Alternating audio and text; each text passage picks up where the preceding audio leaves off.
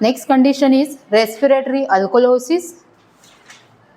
In this condition is also known as carbonic acid defect.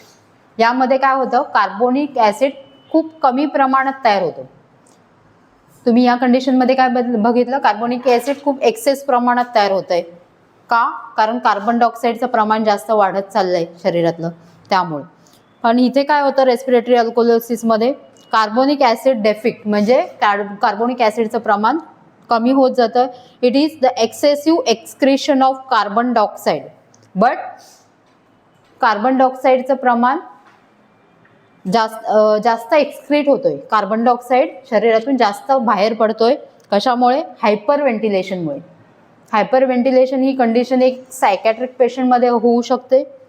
Vertigo, lethargy, tingling of fingers या कंडिशनमध्ये जेव्हा patient जास्त hyper व्हेंटिलेट, खूप जोराजोरात श्वासोश्वास करायला लागतो, त्यावेळेला काय होतं, कार्बन डायऑक्साईड जास्तीत जास्त बाहेर पडतो आणि कार्बोनिक ॲसिडचं प्रमाण पण कमी व्हायला लागतं. सो या कंडिशनला बोलतात रेस्पिरेटरी अल्कोलोसिस, ज्यामध्ये रेस्पिरेटरी फंक्शन्स कार्यरत असतं आणि त्यामुळे जे ब्लडचा pH असतो तो pH म्हणजे H कॉन्सन्ट्रेशन कमी व्हायला लागतं. प्लस रेस्पिरेटरी यामध्ये इन्क्लूड असते सिस्टीम, म्हणून याला बोलले respiratory alkalosis. Right down respiratory अल्कोलोसिस.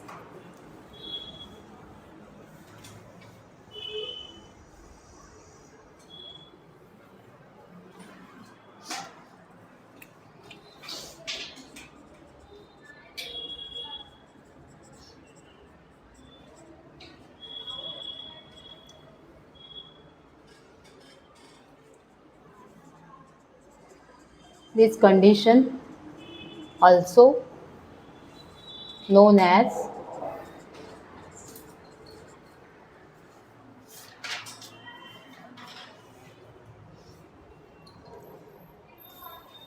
carbonic acid defect.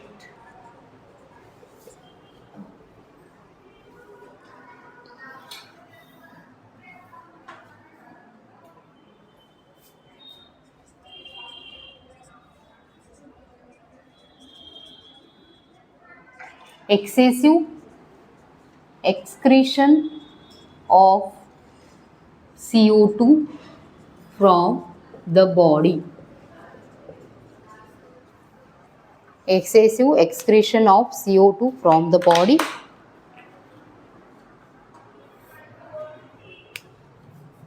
Due to hyperventilation. हायपरव्हेंटिलेशनमुळे काय होतं, excessive excretion of CO2 from the body.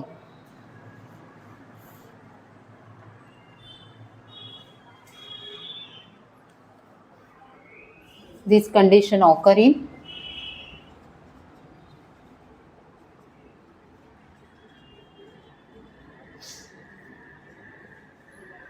Overdose of aspirin. Aspirin हे ड्रग आहे, त्याचा ओव्हरडोस केल्यामुळे ही कंडिशन होऊ शकते. Anxiety,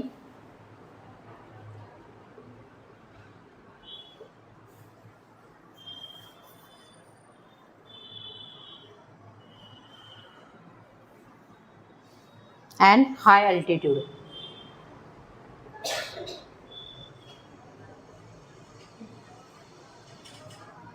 Respiratory alkalosis, this condition is known as the carbonic acid defect.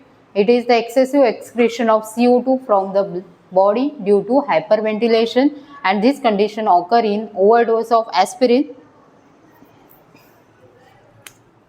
and anxiety and high altitude. Next condition is metabolic acidosis. Metabolic acidosis, it is also known as plasma bicarbonate defect.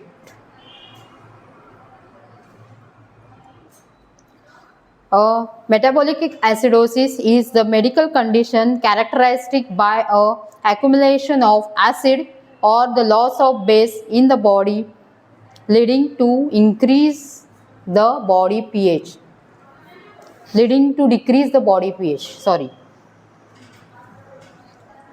It is a condition due to increase acid production in the body and decrease the bicarbonate level. Write down.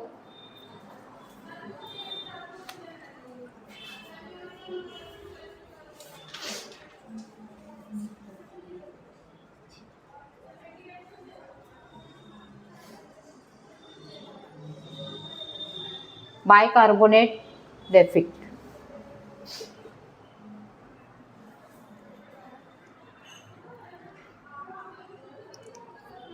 And rise in hydrogen ion concentration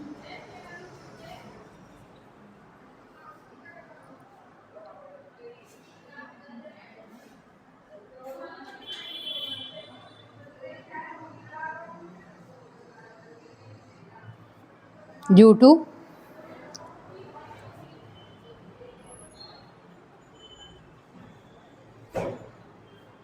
excessive intake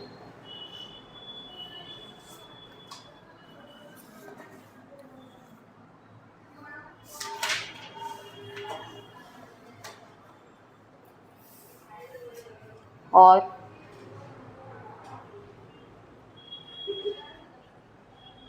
accumulation or overproduction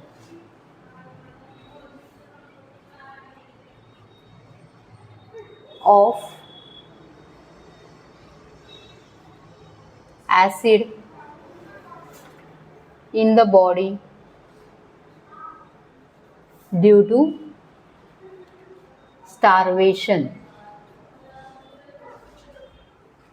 यामध्ये काय होतं आहे, respiratory rise the hydrogen ion concentration due to excessive intake of alcohol और caffeine सारखे जे product आहेत त्याचं excessive intake झाल्यामुळे और over production of acid in the body, जे आपल्या स्टमकमध्ये एससीएल आहे ते जास्त सिक्रेट होतं, जास्त प्रोडक्शन होतं because of the starvation. Starvation म्हणजे उपवास तापास केल्यामुळे.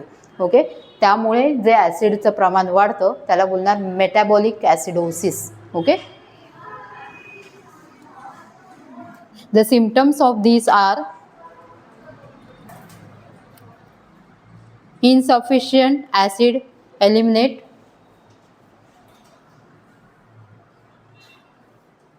ह्या कंडिशन्स तुम्हाला कशामध्ये दिसून येतात, जेव्हा तुमचं हे ॲसिड व्यवस्थित शरीरातून बाहेर पडत नाही तेव्हा, कारण तुमचं GI ट्रॅक व्यवस्थित काम करत नाही आहे त्यावेळेला तुम्हाला ही कंडिशन दिसून येते. किंवा रिनल अँड कार्डियॅक और एंडोक्राइन फेल्युअर्स, जे एंडोक्राइन ग्लँड्स आहेत ते फेल झाल्यामुळे किंवा रिनल अँड कार्डियॅक फेल झाल्यामुळे, सिस्टीम फेल झाल्यामुळे ही मेटाबॉलिक ॲसिडोसिस ही कंडिशन दिसून येते. Next condition is, first write down, this condition is occur in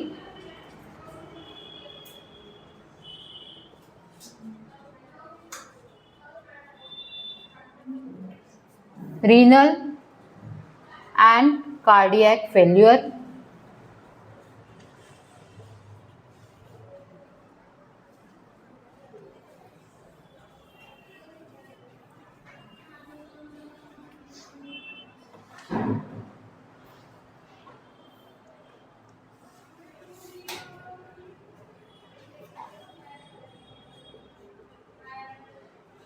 insufficient acid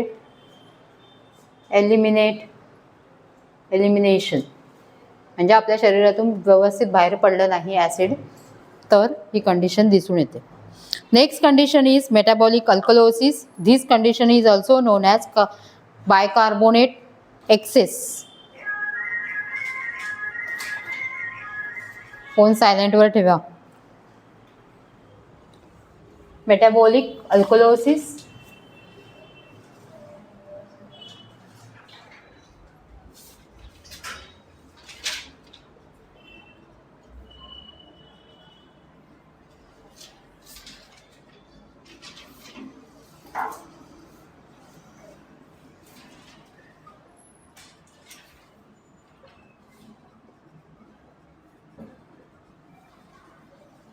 bicarbonate excess, बायकार्बोनेटचं प्रमाण जास्त वाढणे.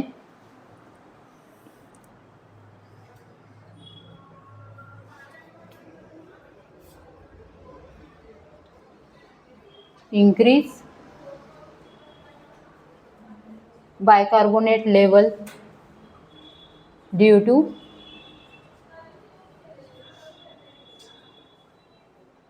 excessive intake of baking soda. Baking soda जास्त खाल्ल्यामुळे, due to excessive ingestion of baking soda to treat the acid, and excessive loss of hydrogen ion due to vomiting.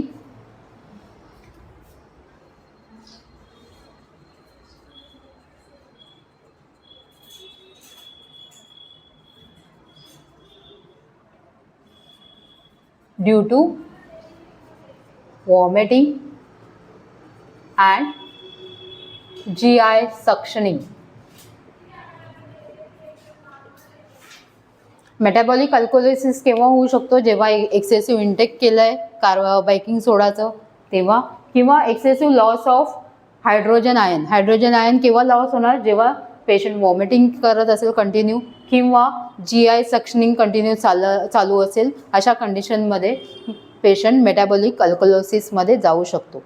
हे आहेत alterations in acid and base balance. Okay, हे यामध्ये आपण 4 प्रकार बघितले: respiratory acidosis, respiratory alkalosis, then metabolic acidosis and metabolic अल्कोलोसिस.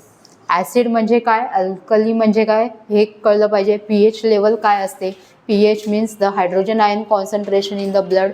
जर pH 7 पेक्षा कमी असेल तर ते ब्लड होतं ते ॲसिडिक होतं, आणि 7 पेक्षा जास्त pH असेल तर ते अल्कली गृहीत धरलं जातं. Okay, so normal pH of the body is 7.35 to 7.45. Next,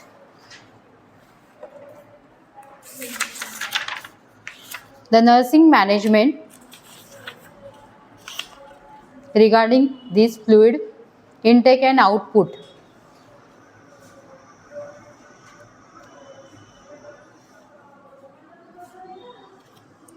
Nursing management regarding intake and output monitoring and recording. मी तुम्हाला फर्स्ट लेक्चरमध्ये सांगितलंय, ज्यामध्ये इंटेक अँड आउटपुट रेकॉर्ड आपण ठेवत असतो पेशंटचा. यामध्ये आपण फ्लुइड व्हॉल्यूम बघतोय, फ्लुइड इंटेक किती केलंय पेशंटनी आणि आउटपुट किती झालंय.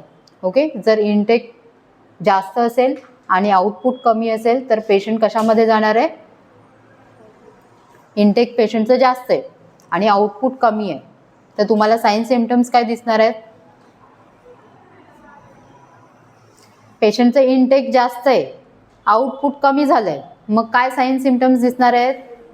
एडिमा, कारण फ्लुइड शरीरात साठतंय. कारण जेवढं तुम्ही पेशंटला फ्लुइड देताय ते बाहेरच पडत नाही, आउटपुट कमी आहे, मग तुम्हाला साइन्स काय दिसणार आहेत? एडिमा. जर इंटेक कमी आहे आणि आउटपुट खूप जास्त होतं आहे पेशंटला, मग काय साइन्स दिसणार आहे तुम्हाला? डिहायड्रेशन. ओके, कारण पेशंटच्या शरीरात पाणी साठतच नाही आहे, जेवढं घेत आहे तेवढं बाहेर पडतं आहे, तर तेव्हा ते साइन्स असणार आहेत ते डिहायड्रेशनचे असणार आहे. ओके, हे इंटेक आउटपुट चार्ट त्यासाठी मेंटेन करायचा असतो. The nursing responsibility in relation to intravenous drugs administration. जेव्हा तुम्ही IV फ्लुइड्स किंवा IV इंजेक्शन्स देता, वेगवेगळे इंजेक्शन्स असतात, यामध्ये अँटी ॲलर्जिक असतात, अँटीबायोटिक्स असतात, अँटीडायरेटिक असतात, हायपरटेन्सिव्ह असतात. ओके, हे अशा वेगवेगळ्या प्रकारचे मेडिसिन्स आहेत जे आपण नंतर शिकणार आहोत. हे जे मेडिसिन्स आपण इंट्रावेनसली देतो, तर ते देताना काय काळजी घ्यायची स्टाफ नर्सने, ते आपण आता ह्याच्या टॉपिकमध्ये बघणार आहोत. Knowing the therapeutic use of the drugs or the solution to be administered, its normal doses, side effects, precautions and contraindications. जो ड्रग तुम्ही पेशंटला इंट्रोड्यूस करताय, देताय, त्या ड्रगचं नाव, त्याचे साईड इफेक्ट, त्याचे प्रिकॉशन्स, ते डोस कसा द्यायचा आहे, डायल्यूट करून द्यायचा आहे, किती ml मध्ये डायल्यूट करायचं आहे, एक्सपायरी डेट काय आहे मेडिसिनची, ह्या सर्व गोष्टीची माहिती त्या सिस्टरला असली पाहिजे. ओके, हे फर्स्ट रिस्पॉन्सिबिलिटी आहे स्टाफ नर्सची. Then second is preparing the drug, especially the safety and checking contents and drugs for faults, using the correct diluent and only preparing immediately prior to the administrations. जसं मी सांगितलं, ते जो आपण injections देतोय ते 100 ml मध्ये द्यायचं आहे पेशंटला का 500 मध्ये द्यायचं आहे का 10 ml मध्ये द्यायचं आहे, हे तुम्हाला माहिती पाहिजे. आणि ड्रग दिल्यानंतर पेशंटला काही कॉम्प्लिकेशन्स होत आहेत का हे तुम्ही ऑब्झर्व केले पाहिजे. अँड पेशंटला जेव्हा ड्रग द्यायचं आहे, जेव्हा ॲडमिनिस्टर करायचं आहे, त्याच वेळेला तुम्ही ते ड्रग प्रिपेअर केलं पाहिजे, ना की अर्धा तास आधी किंवा 1 तास आधी तुम्ही ते प्रिपरेशन करून ठेवलं नाही पाहिजे. Being able to identify the patient and checking the allergic status. पहिलं पेशंटचं आयडेंटिफिकेशन करायचं आहे, कोणत्या पेशंटला काय ड्रग द्यायचं आहे, त्याच्या ऑर्डर्स चेक करायचे आहेत आणि त्याला कोणत्या ड्रग्सची ॲलर्जी आहे का हे त्यांच्या हिस्ट्रीमध्ये किंवा डॉक्टर्स नोट्समध्ये बघायचं आहे तुम्हाला. Checking the prescription chart. पेशंटचं प्रिस्क्रिप्शन चार्ट जिथे डेली ट्रीटमेंट शीट लिहिलेली आहे ती ट्रीटमेंट शीट चेक करायची आहे. प्रत्येक मेडिसिनचा डोस दिवसातून एकदा असतो, काही इंजेक्शन दिवसातून 2दा असतात, काही इंजेक्शन दिवसातून 3 वेळा असतात. या प्रकारे एक दिवसाचा चार्ट लिहिलेला असतो पेशंटचा. Okay, injections for example injection amikacin हे अँटीबायोटिक आहे. 500 mg IV OD या प्रकारचे डॉक्टरांच्या ऑर्डर्स असतात. मी तुम्हाला एक्झाम्पल सांगते. Amikacin 500 mg IV OD. इथे इंजेक्शनचं नाव लिहिलं आहे, डोस किती द्यायचा आहे पेशंटला ते दिलेलं आहे, कोणतं रूट वापरायचं आहे तुम्हाला ते लिहिलेलं आहे, IV वापरायचं आहे, IM वापरायचं आहे, सबक्युटॅनियस वापरायचं आहे हे डॉक्टरांनी लिहिलेलं असतं. आणि दिवसातून किती वेळा द्यायचं आहे. OD म्हणजे दिवसातून एकदा, BD म्हणजे ट्वाईस अ डे, TDS म्हणजे थ्राईस अ डे, QDS म्हणजे 4 times in a day, HS means at bed time. हे वेगवेगळे ऑर्डर्स आहेत, ते आपण मेडिकेशन चॅप्टरमध्ये शिकणार आहोत. ओके, ही प्रॉपर ऑर्डर असते डॉक्टरांची. या ऑर्डरप्रमाणे तुम्हाला फॉलो करायचा असतो chart. So checking the prescription chart, checking and maintaining the patency of the vascular access device. जो आपण वेनफ्लो लावलेला आहे तो पहिला चेक करायचा आहे, व्यवस्थित चालू आहे का, ब्लॉक आहे का किंवा कुठे स्वेलिंग आहे का वेनफ्लो साईडला, हे तुम्हाला चेक करायचं आहे. Inspecting the site of Venflon and managing and reporting the complications where appropriate find if any. जर तिथे काही कॉम्प्लिकेशन्स तुम्हाला आढळले, स्वेलिंग दिसलं आहे वेनफ्लोच्या साईडला किंवा रेडनेस दिसलेला आहे, पेशंटला पुश करताना काही पेन होत आहे, तर ते तुम्ही तुमच्या नोट्समध्ये रेकॉर्ड करायचे. Controlling the flow rate of infusion and or the speed of injections. काही इंजेक्शन्स असतात ते इन्फ्युजनने दिले जातात. ओके, इन्फ्युजन मशीन्स असतात, सिरिंज पंप असतात, तर त्याप्रमाणे काही ऑर्डर्स असतात. Example injection nitroglycerine,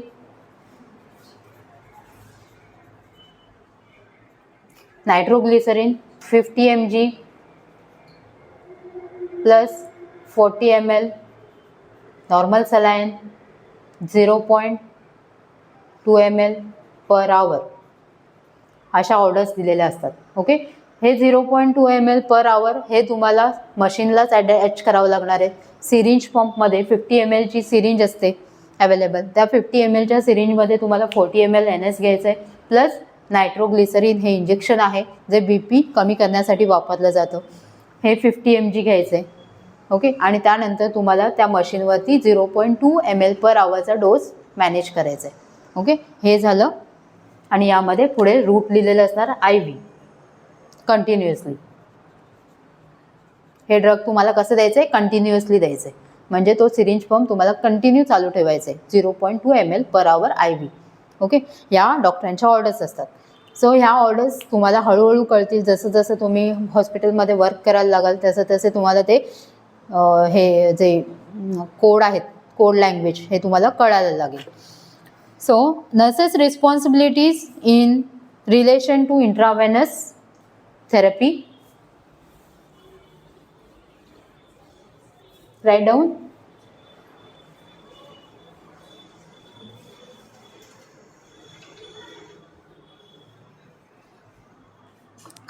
The nurses responsibilities.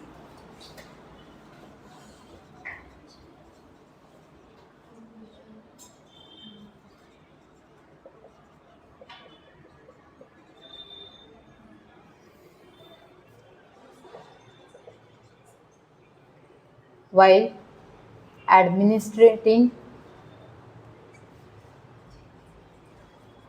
IV fluids or IV injections.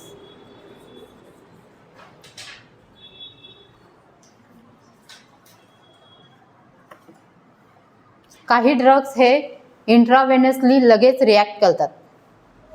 काही इंजेक्शन किंवा काही मेडिसिन्स आहेत हे इंट्रावेनसली लगेच रिॲक्ट करतात, जे इंट्रामस्क्युलरली तुम्हाला लगेच रिॲक्ट करत नाहीत. इंट्रामस्क्युलर जर आपण इंजेक्शन दिलं तर पेशंटला जास्त प्रॉब्लेम होतो, जास्त पेनिंग होते, त्या साईडला बर्निंग सेन्सेशन होतं जर सबक्यूट किंवा इंट्रामस्क्युलर दिलं तर हे अवॉइड करण्यासाठी आपण इंट्रावेनस जास्त रूट आपण यूज करतो. So first write down responsibility, knowing the therapeutic use of the drugs.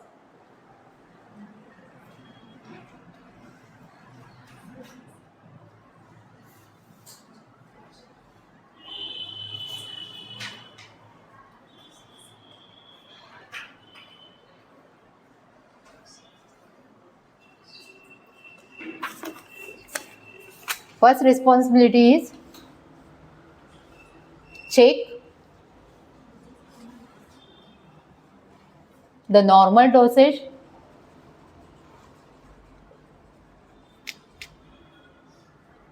side effect,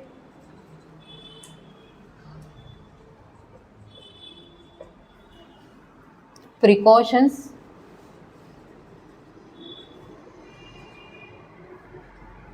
and contraindications.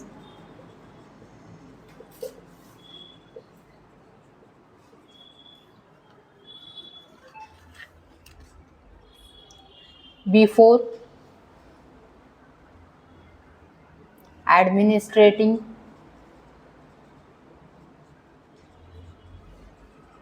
the drugs.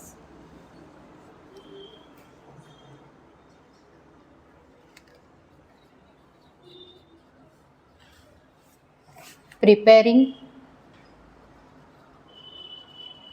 the drug aseptically and safely. Aseptically and safely म्हणजे तुम्ही डिझॉल्व केले सिरिंजने drug, distil water use केले. काही drugs असतात ते powder फॉर्ममध्ये असतात, काही इंजेक्शन्स ते डिझॉल्व केल्यानंतर तुम्ही सिरिंज तशीच ओपन ठेवली आणि तुम्ही हलवता इंजेक्शन्स. मग ती टेक्निक काय झाली? असेप्टिक आहे का ती टेक्निक? नाही. तुम्ही ते सिरिंजला कॅप लावायची आणि नंतर ते ड्रग डिझॉल्व करायचे. ओके. आणि हे ड्रग डिझॉल्व करण्याच्या आधी तुम्हाला हँड वॉशिंग मेंटेन करायचे. So preparing the drug aseptically and safely.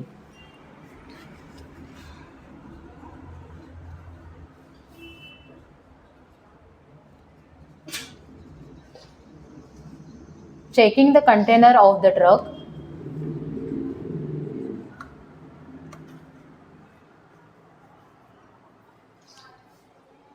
for expiry date,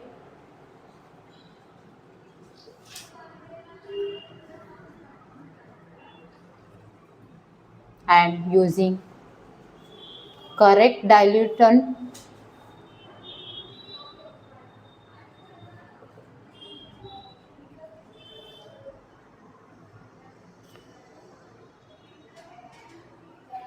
and only prepare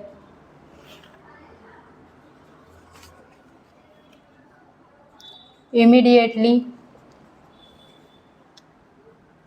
prior to administration.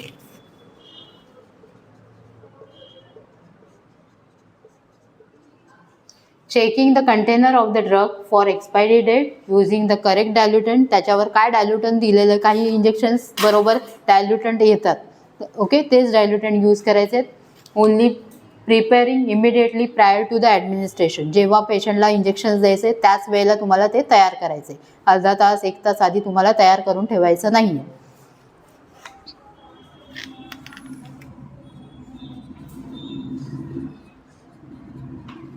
Being able to identify the patient and checking allergic status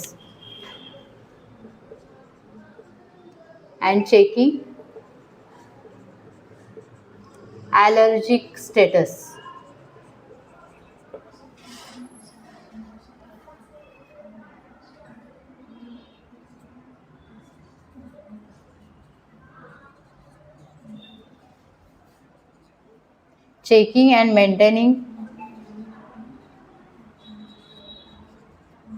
patency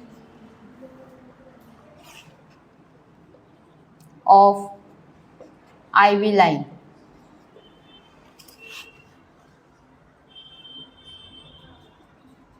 Inspecting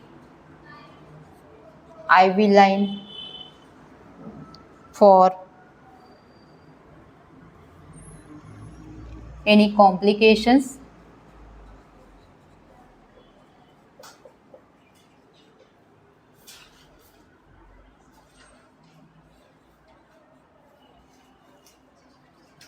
Controlling the flow rate of infusion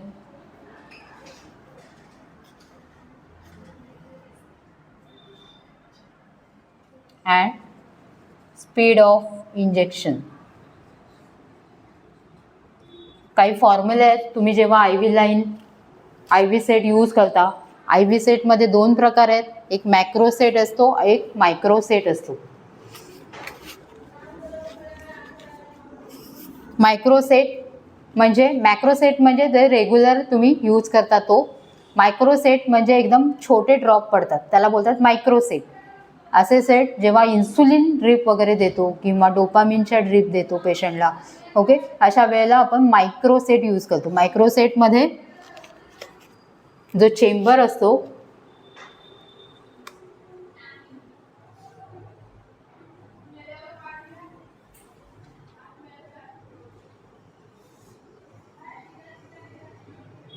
हा part आहे तो आपण बॉटलमध्ये घुसवतो, okay, आणि इथे एकदम fine opening असतं, ह्याला बोलतात मायक्रो सेट. आणि मॅक्रो सेटमध्ये खूप मोठे थेंब पडतात जे रेग्युलर यूज करतो IV सेट. त्याचा फॉर्म्युला आहे ते मी देते थोड्या वेळात. Controlling the flow rate of the infusion and the speed of injections. Monitoring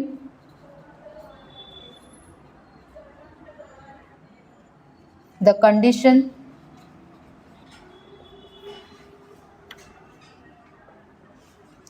of the patient and report any changes. पेशंटमध्ये काही चेंजेस दिसले तर ते लगेच रिपोर्ट करायचे आहेत.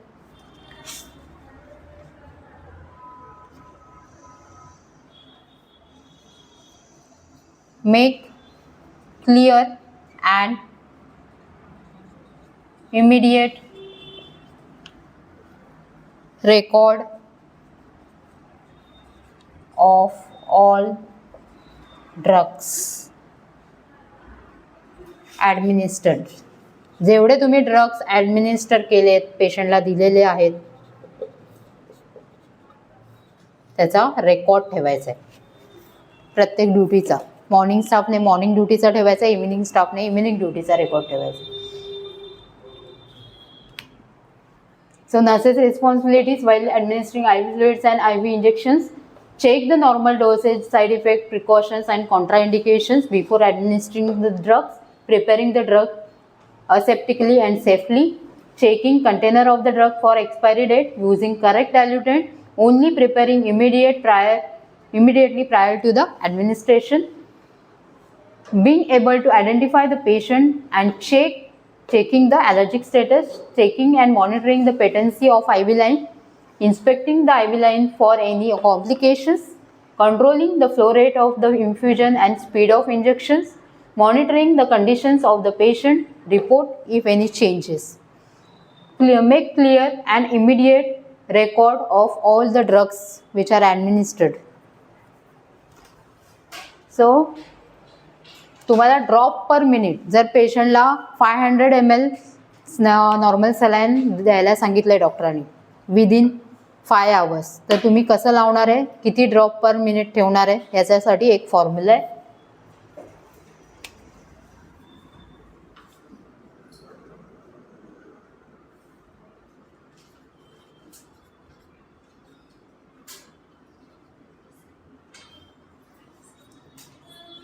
Macroset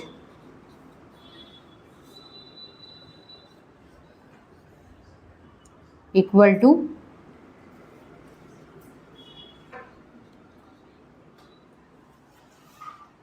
मॅक्रोसेट मध्ये 15 ड्रॉप्स. यामध्ये काय असतं, drop pattern,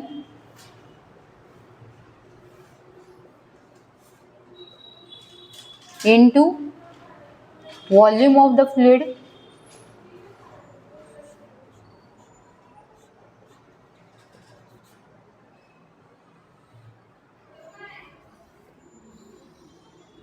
divided by time in minutes. तुम्हाला 4 तास किंवा 5 तास सांगितले तर ते तासाचं मिनिटामध्ये कन्वर्ट करायचं तुम्हाला. फॉर एक्झाम्पल जर मॅक्रोसेट असेल तर त्याचा ड्रॉप पॅटर्न आहे 15. Okay, 15 drop is equal to 1 ml. Okay, so drop pattern आहे मॅक्रोसेटचा 15 drops is equal to 1 ml. So याचा ड्रॉप पॅटर्न जर फॉर एक्झाम्पल तुम्हाला 500 ml नॉर्मल सलाईन सांगितले ते तुम्हाला 5 तास घालवायला सांगितले. 5 तासाचे मिनिटामध्ये किती कन्वर्ट होणार, 60 × 5. 1 तास म्हणजे 60 मिनिटं. ओके, 60 × 5 म्हणजे 300 minutes.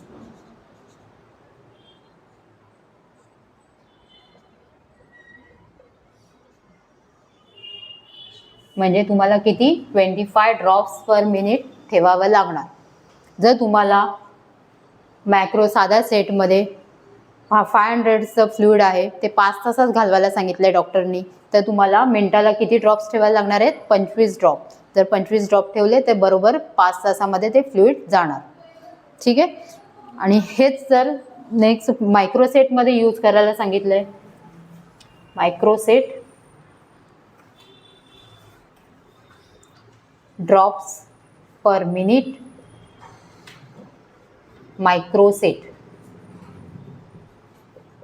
मायक्रोसेटमध्ये 60 drops is equal to 1 ml. Again drop pattern into volume and same. Okay, same formula आहे. Drop pattern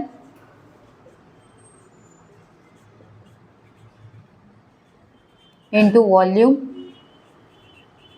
divided by time in in minutes. Okay,